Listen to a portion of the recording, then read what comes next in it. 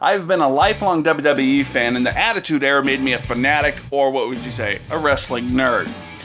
Most guys my age are still watching for the hope of the Attitude Era to come back and take it over from this PG era we're stuck with right now. I thought about it long and hard. There's a few things from the Attitude Era that could come back that could help. So here are the top 10 things that WWE needs to bring back from the Attitude Era. Number 10. Swearing and offensive language. Get away from PC culture. This country has fell into the super PC culture with language. You always have to watch what you say and what you don't say. During the Attitude Era, you had everything that could be said with the emphasis on the offending part of the speech. I love that because censorship and PG era is like watching an episode of SpongeBob. You know there's something dirty about what they are saying, but you really have to pick it out from the rest of the garbage. Yes, they do throw out a few cuss words, but only up to their allowance because of when they are on during the day. Number 9, blading or blood. Vince doesn't like it. It got people watching. You expect us to believe the bleeding doesn't happen anymore? It just stopped abruptly 8 years ago? Yes, we see the occasional blood because of the botched move, but come on, Vince. The true fans are smarter than that. Blading is an art form and brings drama to the match. I know you all have to be careful with blood, but it did not seem to hurt you back in the Attitude Era. Your core audience, which is basically me, 30 to 45-year-old males, loves the blood during the match, and we try to figure out if it's blading or real. In March, Byron Saxton was seen giving Roman Reigns a blood packet. That is kind of obvious to see. Do not insult our intelligence. Gimmick matches. Number 8. Iron Man and stuff like that. If you polled die-hard WWE fans and asked them to name their top 10 matches of all time, you would get a lot of stipulation or gimmick matches from the late 90s and early 2000s. The best match to me was the triple threat table, ladders, and chairs match. Hardy Boys, Dudley Boys versus Edge and Christian stole the show. They revolutionized the TLC match and made it a staple. I could watch that match once a week and never get tired of it. There were classic Iron Man matches, mainly between Shawn Michaels and Bret Hart. Sometimes just having one fall match with no gimmick or stipulation gets boring. You need to watch one guy beat the living hell out of the other with a kendo stick.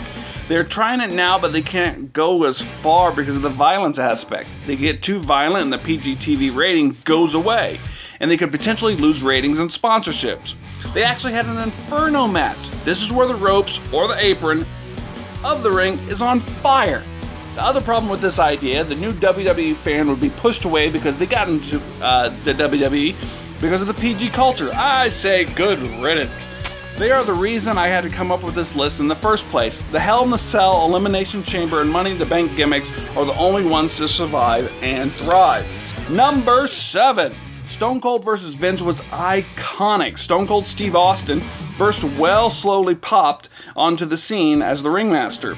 He needed a new shtick and soon. They let him loose as Stone Cold, the beer-drinking, ass-kicking, and rebel to authority blue-collar guy that instantly clicked with the audience.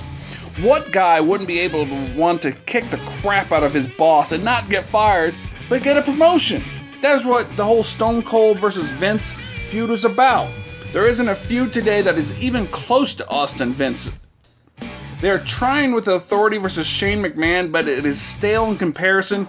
Feuds are so short now, it doesn't have time to develop roots. Number 6, back to real extreme matches. Those matches were real beer, and the extreme ones now are light beer. I know safety is the number one concern for the WWE, especially with concussions. They can be extreme without risking safety of their superstars. Of course, there will be injuries, but some wrestlers are willing to hurt for the fans' enjoyment. It has to be the right people for the right matches, and maybe the WWE thinks it does not have the talent to do this, but they do. They tried it at WrestleMania 32 with Dean Ambrose versus Brock Lesnar, but Lesnar no-sells. That's when he gets hit but doesn't act like it hurts. So much it was obvious he was barely at risk of losing the match. The extreme matches are so soft it almost makes me sick. I urge you to go look up ECW matches and see what I'm talking about. When I say the Attitude Era had the best hardcore extreme matches, if you didn't know, the E in ECW stands for extreme. Every match had the potential to be more and more extreme than the last. I'm not the only guy my age who wants violence. Number 5, better stables. Social Outcast versus Ministry or DX. The stables are the best way to introduce new talent with the help of an older wrestler or using all their strengths and none of their weaknesses. They also can revitalize a stale gimmick. The stables back in the day were D-Generation X, the Ministry, Right to Censor, Nation of Domination. Today there's only one stable that is currently together that could compare it, the Wyatt family. They broke up the Shield, but that helped the company. Today we get the League of Boring, or Nations as you should say, Social Outcasts, what should happen to them in my opinion, the shortly together Star Brigade, or whatever it's called, with Stardust and Ascension. Now the New Day would be considered a stable to most, but they're a tag team. They use the Freebird rule. Any two of the three can defend the tag team titles is what that means. DX versus Nation of Domination feud back in the day brought us The Rock, Triple H, and Mark Henry. The Ministry crucified Viscera and Stephanie McMahon. Now that is good television. DX would come out to play strip poker, show their bare asses, and they had Chyna, rest in peace, who would beat the hell out of all the other members of the opposing stable. Number 4. Stone Cold character, let Dean go wild. Dean Ambrose is the closest thing to a breakout star the WWE has cultivated. He perfected his crazy, mentally ill persona before the WWE. Jon Moxley was known on the independents as the best overall talent, and that is why he got a chance with the WWE. He could really give that Stone Cold Steve Austin versus the Boss feud, but they want to put over Roman Reigns, which is failing miserably. Dean could be Stone Cold Steve Austin, AJ Styles, like my shirt, could be Kurt Angle, and Samoa Joe could replace The Rock.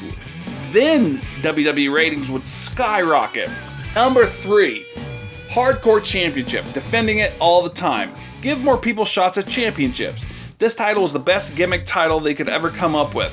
At first it was defending only in hardcore matches, then Crash Holly came along and changed all that with the 24-hour rule, meaning the title could change hands at any time and anywhere. Pat Patterson lost it when he was pinned by Gerald Briscoe while sleeping. One time the title changed hands I think 8 times in a 24-hour period. Number 2, surprise the world. Like with Foley's first title, when Mick Foley, Mankind, won his first title, it was the tipping point to WWE beating WCW in the ratings during this era. They need to do more of this with wrestlers like Damien Sandow, Dean Ambrose, and maybe even Sami Zayn. Most of the matches aren't a surprise anymore because of the internet and all those pro wrestler professional writers getting the scoop.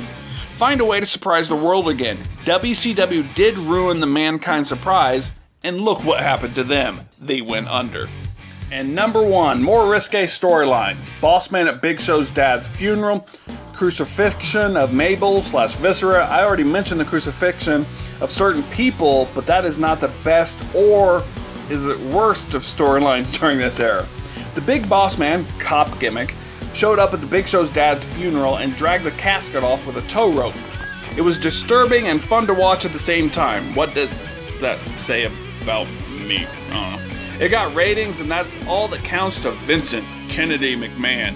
DX came out in blackface, and the black wrestlers they were portraying actually did not mind it because it was all in good fun.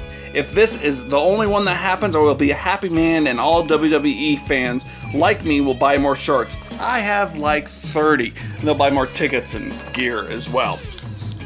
This, of course, is all from a diehard fan who wants to relive the glory days. Hell, these top 10 reasons are why I got into pro wrestling. Not watching it. I actually did it. I see some of these happening if Vince steps down and Triple H and Shane will be running things because they were 2 of the 5 or 6 main players during the Attitude Era.